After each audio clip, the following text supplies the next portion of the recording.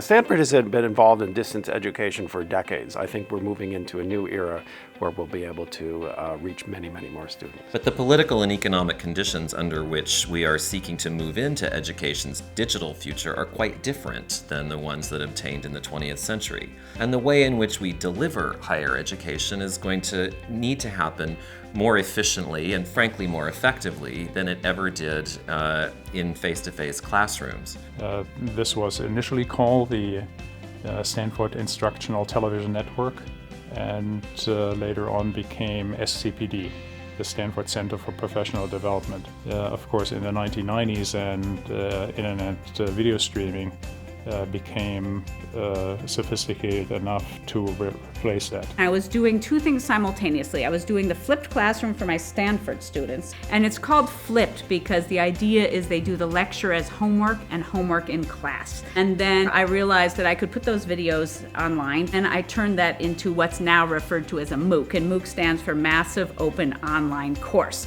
And that's when you take a course and you make it available to the whole world. We have a central organization here on campus that's trying to bring everyone together to be a central place to do educational research, to try to figure out how to use new tools more effectively, and to support all of the schools and departments in their efforts. It really hasn't been my job to get people interested. I'm just trying to help everyone follow through on the ideas that they have.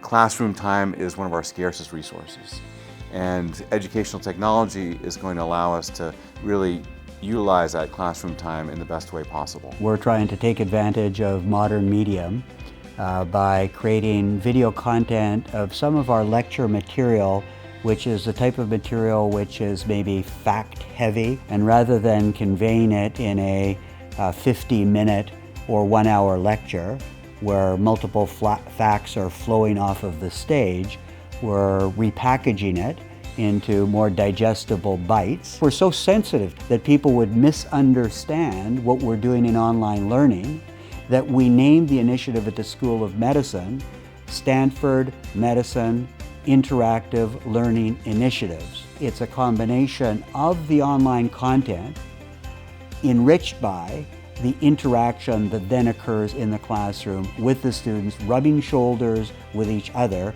and with their faculty. I'm actually quite optimistic that as this new world gets built, Stanford will get there first because of its porous embeddedness in the tech community in Silicon Valley, but also because it's an audacious university and it's willing to do things in iconoclastic ways.